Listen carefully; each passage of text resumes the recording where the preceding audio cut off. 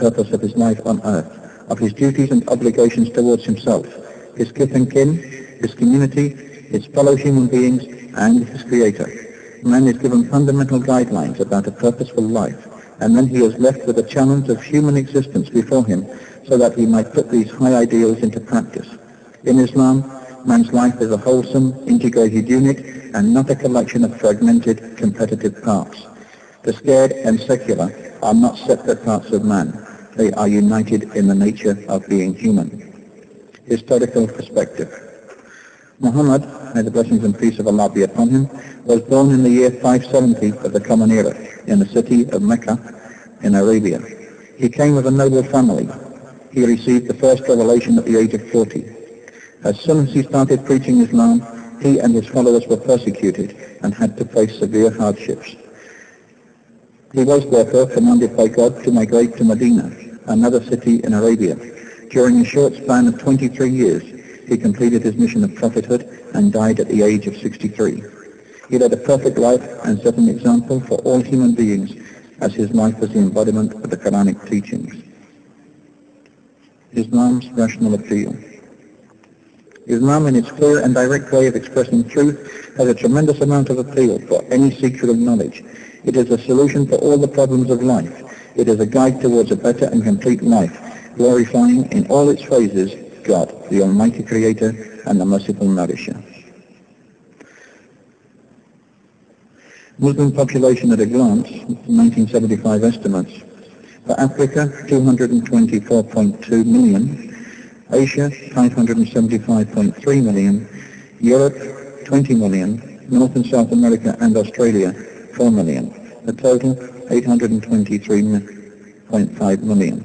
There's been an increase on this, and the total figure now is estimated at just over 1 billion. The number of countries with over 50% Muslim population is 58.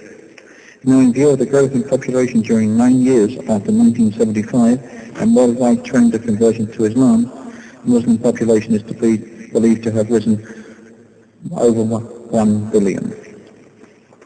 Islam, the solution of modern problems. The brotherhood of man. A major problem which modern man faces is that of racism. The materially advanced nations can send man to the moon, but they cannot stop man from hating and fighting his fellow man.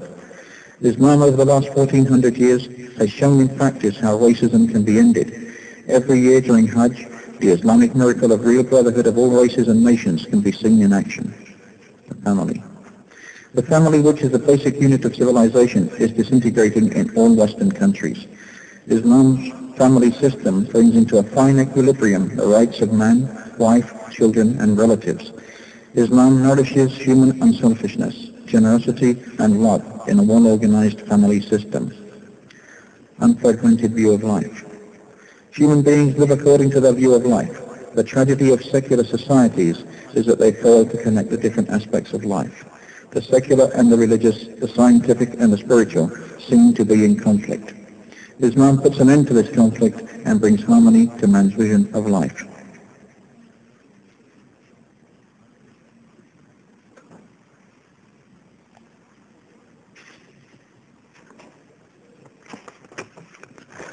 The sword of Islam.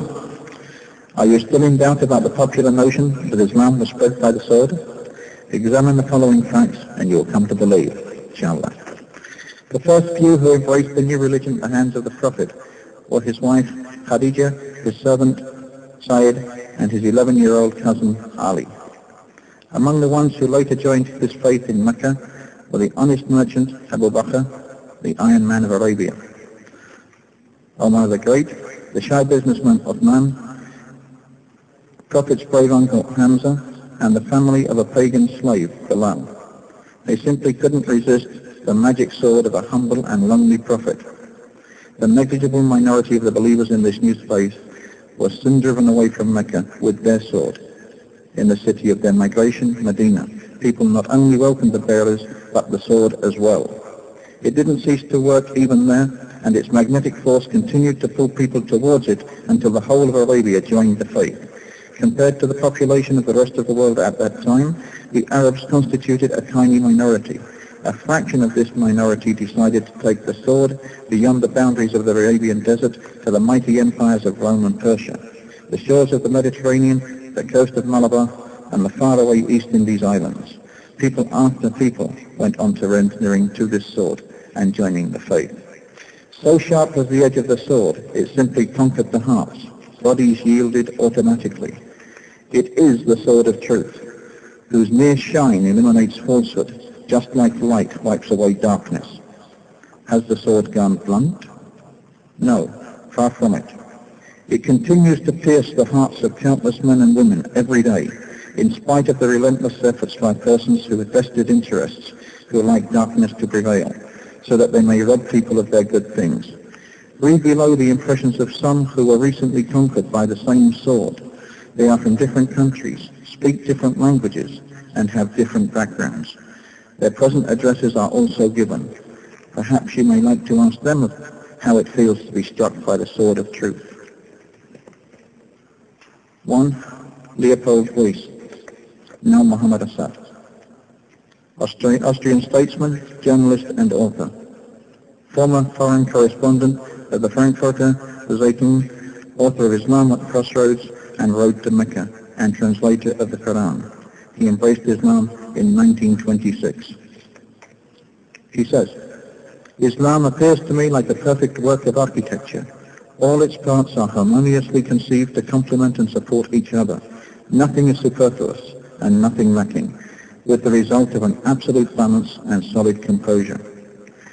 His present address is Dar al-Andalus, 3 Library Ramp, Gibraltar, Morocco. 2. Ahmed Holt, British civil contractor. Travelled extensively in search of the divine truth. Spent much time in research and comparative study of Judaism, Christianity and Islam. Embraced Islam in 1975. He says, the sword of Islam is not the sword of steel. I know this by experience, because the sword of Islam struck deep into my own heart.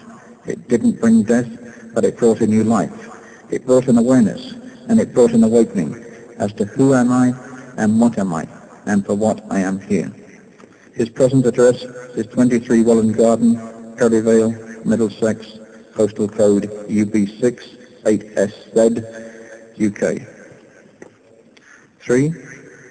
Bogdan Kopansky, now Bogdan Adollah Kopansky, originally Polish, now American. He has a PhD in history and politics. He had a very interesting journey to Islam and faced severe hardships. He was imprisoned twice by the Polish communist regime in 1968 and again in 1981 to 1982. He embraced Islam in 1974. He says, when I was 12 years old, I rejected illogical and contradictory faith of church. 2 years later, in 1962, I was fascinated by the victorious struggle of the Algerian Muslim Mujahideen against French colonialism. It was the first arrow of Islam. In the high school and earliest days of my education in the university, I was a typical example of rebel generation of Reds. My way to the truth of Al-Quran was slow and unpaved. In 1974, I visited Turkey. I wrote my MA dissertation about Sultan and Caliph Suleiman Brunini's policy towards the Polish kingdom. There, I was hit by the most beautiful voice of mankind, the Azan, the call to prayer. My hair stood up.